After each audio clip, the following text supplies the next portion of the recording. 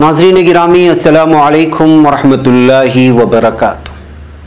सीधी बात के ताज़ा तरीन प्राइम टाइम में आप लोगों का इस्तकबाल है। नाज़रीन मैं अंसार अजीज़ नदवी इस वक्त के ताज़ा तरीन प्राइम टाइम में आप लोगों के सामने बीजेपी लीडर की हलाकत, उसके कत्ल की बात करूँगा। तो जुनैद के कातिलों को ज़मानत मिल गई है। वहीं अगर आप बरिस्टा कंपनी से कुछ जूस वगैरह पीने के आदी हैं तो मैं उस कंपनी की इस्लाम दुश्मनी भी आज बयान करूंगा, जो एक मुस्लिम खातून के कप पर IS लिख कर के इस्लामोफोबिया साबित करने की कोशिश की थी, जिसको लेकर के इस वक्त यूरोपियन ममालिक में बवाल मचा हुआ है। इसके अलावा नाज़रीन मरहूम जुनैद की वालिदा का दर्द छलका है। उसके कातिलों को ज़मानत मिलने के बाद चीन की इंतकामी कार्रवाई सामने आ रही है। आया सूफिया को बाकायदा इस वक्त ऐलान कर दिया गया है तुर्की में, और वहाँ की हुकूमत ने कि वो मस्जिद है, अब आप उसको म्यूज़ियम नहीं बोल सकते, कानूनी कार्रवाई है। सारी तफसीलात पर रोशनी डालूंगा। उससे पहले आप लोगों से दरख्वास्त है कि जिन लोगों ने हमारे चैनल को सब्सक्राइब नहीं किया है, सब्सक्राइब कर ले। हमारी वीडियोस को दूसरों तक पहुँचाने में हमारी मदद करें और हमारे इन लिंक्स को शेयर करते हुए इदारे को मजबूत करने की कोशिश करें। नाज़रीन आइए सबसे पहले चलते हैं बांडीपुरा में, जहाँ बीजेपी लीडर का कत्ल कर दिया गया है। जी हाँ, कश्मीर जोन पुलिस के इंस्पेक्टर जनरल विजय कुमार ने कहा है कि जिस बीजेपी लीडर वसीम बारी को कत्ल कर दिया गया है, उन कातिलों का ताल्लुक लश्कर तैयबा नामी जंगजू तंजीम से हो सकता है।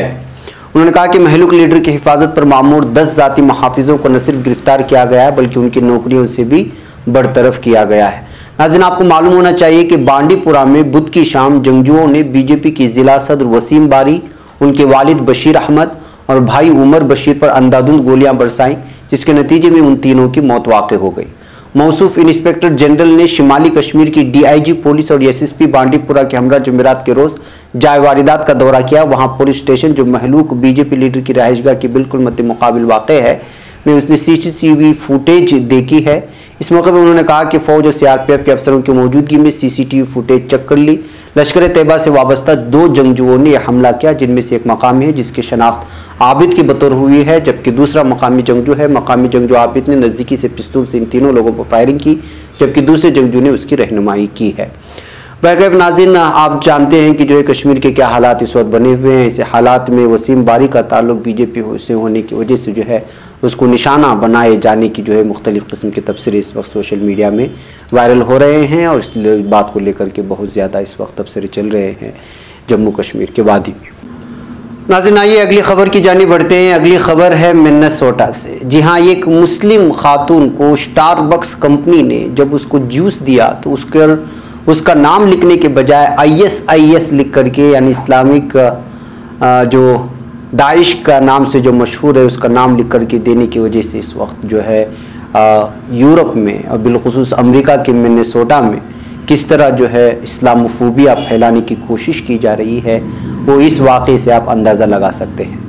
19 साल आयशा ने यहाँ पर आकर के एक ऑर्डर दिया स्टारबक्स में, जिसको बरिस्टा कंपनी भी कहा जाता है, और जाहिर सी बात है कि जब आप ऑर्डर देते हैं, उसका इंतज़ार करते हैं, तो उसके ऊपर आपका नाम लिख करके या तो आपको बुला लिया जाता है ऑर्डर के मुताबिक, लेकिन वहाँ आयशा लिखने के बजाय IS लिख करके जो है पूरी तरह से इस खातून के ख़िलाफ़ जो है एक किस्म का इस्लामोफोबिया फैला करके उसको दहशतगर्द साबित करने की कोशिश किया है। IS का नाम लेकर के ये बरिस्टा कंपनी। अब आयशा ने इस बात को लेकर के जो है इस वक्त मामला दर्ज कर लिया है, और पूरी मुस्लिम बरादरी में इस खबर के आम होने के बाद बहुत ज़्यादा कंपनी के ख़िलाफ़ जो है इस वक्त नफ़रत फैल रही है और अदावत, और फिर कंपनी में किस तरह की असबियत वहाँ के लोगों में भरी पड़ी है, इस बात को ये साबित करता है कि किस तरह से मुसलमानों से दुश्मनी और मुसलमानों को बदनाम करने की कोई भी शोबा ये लोग नहीं छोड़ते। आप अगर बरिस्टा कंपनी में खाने के या वहाँ पीने के आदी हैं और इस तरह की स्टारबक्स कंपनी से, तो मुझे उम्मीद है कि आप इसकी इस्लाम दुश्मनी और मुसलमानों के ख़िलाफ़ असबियत को देख करके इसको फ़ायदा पहुँचाना आप कम कर देंगे। इस तरह की कंपनियों से जो मुसलमानों से नफ़रत रखते हैं, उन लोगों के ख़िलाफ़ एक तो कानूनी कार्रवाई भी होना चाहिए जो इस्लामोफोबिया फैला करके मुसलमानों को बदनाम करने की कोशिश कर रहे हैं, और हिम्मत देखिए कि किस तरह, जसारत देखिए कि किस तरह से जो है बाकायदा उसका नाम लिखने के बजाय IS लिख करके जो है आयशा को जो है बदनाम करने की और उसको दहशतगर्द साबित करने की कोशिश करता है। स्टारबक्स बरिस्टा नाम ये कंपनी। आप लोगों से दरख्वास्त है कि अगर आप आदी हैं इस कंपनी में जाकर खाने पीने की जो है, अब आप इस पर पाबंदी लगा लें खुद को और इस कंपनी के खिलाफ जितनी कानूनी कार्रवाई हो सकती है वहाँ के लोग करने की कोशिश करें। बहरकैफ नाज़रीन, आइए एक और ख़बर की जानिब बढ़ते हैं और ख़बर है विकास दुबे को। विकास दुबे की एक वीडियो दिखाना चाहता हूं जिसमें वो बड़े दबंगई अंदाज में कह रहा है, जब एक पुलिस उसको पकड़ लेता है कि मैं जब थप्पड़ मारा तो उसने कहा कि चीख करके मैं विकास दुबे हूं कानपुर वाला। ये वीडियो देखिए जो बहुत ज़्यादा वायरल हो रही है और इसको देखने के बाद अंदाज़ा लगा सकते हैं कि इस जराइम पेशा गुंडे के पीछे किस तरह की दबंगई और किस तरह की गुंडागर्दी है कि जो है पूरी तरह से जो है इस कदर गिरफ्तार करने के बावजूद, पुलिस के चुंगल में आने के बावजूद जो है अपनी गुंडागर्दी करने से रुक नहीं रहा है। कानपुर इनकाउंटर का अहम मुलजिम विकास दुबे गिरफ्तार कर लिया गया है। आपको मालूम होना चाहिए, इस बात पर बहस शुरू हो गई है कि विकास दुबे ने खुसपुर्दगी की है या उसे खुफिया इत्तलाआत की बुनियाद पर गिरफ्तार किया गया। लेकिन इस दरमियान ये खबरें सामने आ रही कि जब विकास दुबे को गिरफ्तार किया गया तो एक पुलिस सिपाही ने उसे थप्पड़ जुड़ दिया। इस थप्पड़ से नाराज विकास दुबे ने चीख करके कहा मैं विकास दुबे हूं कानपुर वाला। पुलिस ने विकास दुबे की इस रवैये पर सख्ती का मुजाहिरा किया और पीछे से एक दीगर पुलिस ने उसकी गर्दन पर थप्पड़ मारा, जिसके बाद विकास खामोश हुआ। फिर इंतहाई निगरानी में पुलिस की टीम उसे महाकाल पुलिस थाना ले गई है। हिंदी न्यूज़ पोर्टल के मुताबिक विकास की गिरफ्तारी आज अलग सुबह तकरीबन 4 बजे हुई। गालिबन विकास दुबे ने पुलिस तक खुद ये जानकारी महाकाल मंदिर के सिक्योरिटी गार्ड के जरिए पहुंचाई, लेकिन इस बात की अभी तक तस्दीक नहीं हुई है। इम्कान जाहिर किया जा रहा है कि विकास दुबे को इनकाउंटर का खौफ था, इसलिए खुद उसने अपनी जानकारी दी। बताया जाता है कि विकास दुबे ने उज्जैन के महाकाल मंदिर में पहले पूजा की, उसके बाद गिरफ्तारी के लिए पुलिस पहुंची और फिर बहुत पुरसुकून अंदाज में विकास पुलिस वालों के साथ महाकाल पुलिस स्टेशन गया। उसके चेहरे पर कोई घबराहट या खौफ देखने को नहीं मिल रहा है। आप देख सकते हैं कि किस तरह यहाँ पर आराम से पैदल चल रहा है। जब नॉर्मल एक जिस पर किसी भी तरह के कत्ल की इस तरह की वारदात नहीं होती है तो पूरा का पूरा मीडिया और पुलिस काला पट्टा लेकर के, चेहरा छुपा करके, हाथ पैरों में जंजीर डाल करके इस कदर लाया जाता है जिसकी कोई इंतहा नहीं होती, जब यही मुलजिम किसी और मजहब से होता। लेकिन यहाँ देखिए कि मुलजिम जिसने 8 पुलिस एहलकारों को जो है कत्ल कर दिया, दिन दहाड़े कई लोगों को मार दिया गया, इसकी वजह से कई लोगों की जानें गई और उस जो आराम से जो है पुलिस के साथ किस तरह चलते हुए आ रहा है मंदिर के सामने से, तो यही वीडियो ये बताने के लिए काफ़ी है कि इसके पीछे किस तरह जो है सियासी हुक्मरान भी काम कर रहे हैं और साथ ही जो है यहाँ की पुलिस की असबियत और यहाँ की मीडिया की असबियत के सिलसिले में भी अंदाज़ा लगा सकते हैं कि एक मामूली सी शख्स जिस पर किसी भी तरह के सिर्फ शक की बुनियाद पर जिसको गिरफ्तार किया जाता है, उसको काला पट्टा और वो सर पर न जाने क्या क्या डाल करके हाथ में 10-15 एक अजीब व गरीब किस्म का माहौल क्रिएट करके मीडिया में सामने ला करके उसको बहुत दुनिया के सबसे बड़े दहशत के रूप में शामिल करने की कोशिश करती है।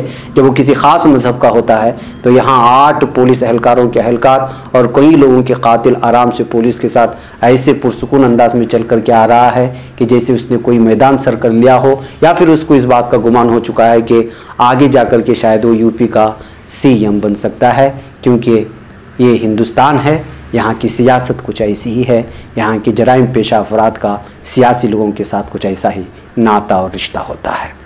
बहरकैफ नाज़रीन, आइए बात करते हैं मरहूम जुनैद की, जिसके कातिलों को इस वक्त जो है ज़मानत मिल गई है। मेवात से ताल्लुक़ रखने वाले हाफिज़ जुनैद को दिल्ली से ईद की ख़रीदारी करने के बाद ट्रेन के ज़रिए लौटते वक्त हिंदू इंतहा पसंदों ने चाकुओं से हमला करके मौत के घाट उतार दिया था।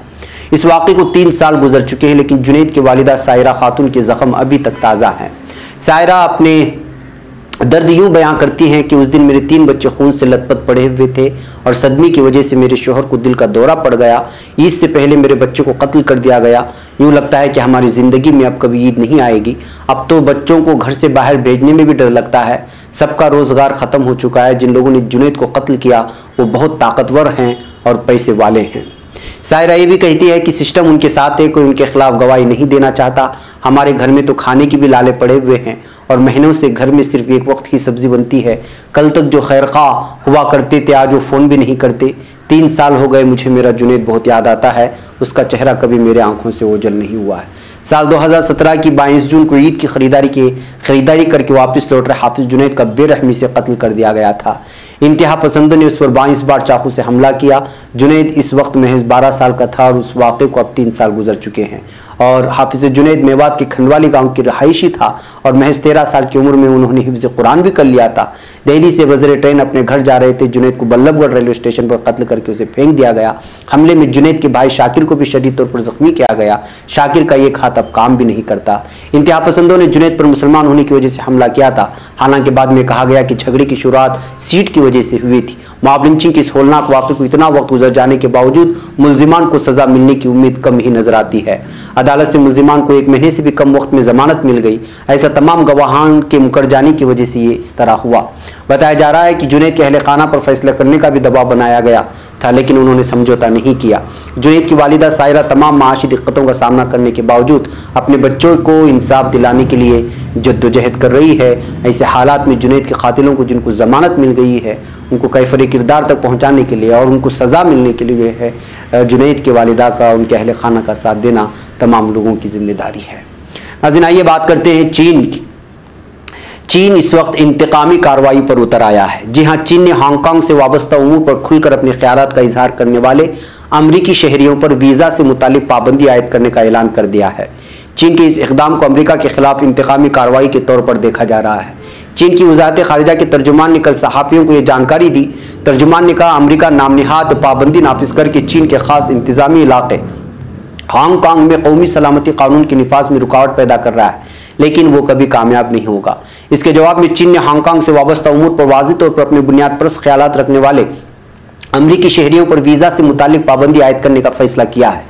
सियासी मुबस्सिरीन के मुताबिक चीन का यह कदम अमरीका की जानिब से 2018 के तिब्बत एक्ट के तहत चीन की हुकूमत और चीनी कम्युनिस्ट पार्टी के हुक्काम पर वीज़ा से मुतालिक पाबंदियां नाफिज करने के जवाब के तौर पर देखा जा रहा है। अमरीका ने 1 हफ्ते कबल हांगकांग को दिफाई आलात और हसास टेक्नोलॉजी की बरामद पर रोक लगाने का भी ऐलान किया था। नाज़रीन, आप अंदाज़ा लगा सकते हैं कि इस वक्त किस तरह चीन और अमेरिका के दरमियान हालात ख़राब होते जा रहे हैं। वीज़ा पाबंदी और मुख्तलिफ़ किस्म की माशी और इस तरह की बायकॉट होने के बाद आगे जाकर के किस तरह के फैसले इन दोनों मुल्कों में होते हैं, यह अंदाज़ा लगाना मुश्किल है। इस दरमियान में हिंदुस्तान और चीन के माबैन भी हुई दूरियों को और खलीज को लेकर के भी अमेरिका ने साफ ऐलान किया कि वो चीन के खिलाफ खड़ा रहेगा और हिंदुस्तान का साथ देगा। नाज़रीन, आइए कर्नाटक की बात करते हैं। एक वीडियो वायरल हो रही है येडियुरप्पा की, जो यहाँ के सीएम हैं BS येडियुरप्पा की। इसमें कन्नड़ा में ज़बान में बात करते हुए ये मान रहे हैं, कबूल कर रहे हैं कि इस वक्त कर्नाटक के कुछ इलाकों में सिचुएशन काबू से बाहर होती हुई जा रही है, यानी बेकाबू होती जा रही है, कंट्रोल से बाहर होती जा रही है कोरोना वबा की वजह से। और वो ये भी कह रहे हैं कि जो इस सिलसिले में एहतियाती इक़दाम करने की पूरी तरह कोशिश की जा रही है। आप लोगों को मालूम होना चाहिए नाज़रीन कि बेंगलुरु में इस वक्त फ्रेज़र टाउन की मस्जिद को भी इस वक्त नमाजियों के लिए बंद कर दिया गया है। इसी तरह जुम्मा मस्जिद ट्रस्ट बोर्ड ने के तहत आने वाली 4 मसाजिद को भी 9 जुलाई से आवाम के लिए बंद करने का ऐलान किया गया है। इस इदारे के सेक्रेटरी SS अफसर कादरी ने कहा कि बोर्ड के तहत आने वाली मस्जिद कादरिया, शिवाजी नगर की जुम्मा मस्जिद, खुद्दूसिया और अलकुस मस्जिद को 9 जुलाई से आइंदा के अहकाम तक आवाम के लिए बंद रखने का फैसला किया गया है। इन मस्जिदों में सिर्फ मस्जिद का अमला ही नमाज अदा करेगा। मरकज़ अहले सुन्नत जामिया हज़रत बिलाल के तहत मौजूद मस्जिद हज़रत बिलाल टैंडी रोड बेंगलुरु की एक बड़ी मस्जिद है। ये मस्जिद भी दोबारा आवाम के लिए बंद रहेगी। मस्जिद के खतीब इमाम मौलाना जुल्फ़िकार अली रज़ा नूरी ने भी इस बात की इत्तला दी है। तो नाज़रीन, आप लोगों को मालूम होना चाहिए कि बेंगलुरु के बाज़ इलाक़ों में जो है बहुत ज़्यादा इस वक्त कोरोना अपना कहर बर्पा कर रहा है, जिसकी वजह से जो है ये बात मान लेना चाहिए कि जो है अक्सर दहशत में डालने वाली बात नहीं है, लेकिन ये बीमारी फैल रही है, उससे हलाकतों की तादाद में इजाफा हो रहा है, मुतासिरीन की तादाद में इजाफा हो रहा है। ऐसे हालात में समाजी फासले को और अपने मकामात को सैनिटाइज़ करते हुए और ख़ुद की हिफाजत करते हुए, मास्क का हिफाजत करते हुए, अपने जिस्म को, अपने सांस लेने की मुंह और नाक वगैरह को बंद करके जो है इस वक्त रहना सबसे बेहतर होगा। और समाजी फैसले पर जितना ज़्यादा ध्यान दे सके उस पर कोशिश होनी चाहिए, इसलिए कि हालात जो है बेकाबू होते जा रहे हैं। खुद CM येडियुरप्पा ने इस बात को एक वीडियो में कहते हुए दिखाई दे रहे हैं, जिस वीडियो को हम आपके सामने रखा है। कन्नड़ा है, बस उसका हमने आपको सामने तफसीलात रखी है। वह कहकर नाज़रीन, मुझे एक अहम तरीन खबर आप लोगों के सामने रखते हुए इजाज़त लेता हूँ। तुर्की में मैंने आया सूफिया के सिलसिले में सुपर प्राइम टाइम में सारी तफसीलात सुनाई थी और ये महसूस किया था कि 2023 के बाद शायद आया सूफिया जो म्यूज़ियम है उसको मस्जिद में बदलने का ऐलान होगा। लेकिन अब ये खबरें आ रही हैं कि बाकायदा ऐलान हो चुका है कि अब आया सूफिया को आप म्यूज़ियम नहीं कह सकते, ये बाकायदा मस्जिद कहलाई जाएगी। ये खबरें आ रही हैं और इसका ऐलान भी हो चुका है और इस पर जो है इस वक्त कानूनी कार्रवाई भी शुरू हो चुकी है। और तुर्की की आला अदालत ने मुत्तफ़िक़ा तौर पर 1935 में अतातुर्क काबीना का आया सूफिया को म्यूज़ियम में तब्दील करने का फैसला अब मनसूख कर दिया है। आया सूफिया अब सुल्तान फातिह के फरमान के मुताबिक, जिनका फरमान इस वक्त मौजूद है तुर्की की हुकूमत के पास, इस वक्त जो है मस्जिद होगी और इसके लिए बाकायदा इस वक्त कानूनी कार्रवाई शुरू हो चुकी है और यहाँ पर 5 वक्त नमाज अदा की जाएगी। तो आया सूफिया को अब आप म्यूज़ियम नहीं कह सकते, वो अब पहले की तरह मस्जिद कहलाई जाएगी। ये खबर आज की ब्रेकिंग न्यूज़ है जो तुर्की से आई हुई है। नाज़रीन, मुझे यहाँ पर इजाज़त दें। अस्सलामु अलैकुम रहमतुल्लाहि व बरकातहू।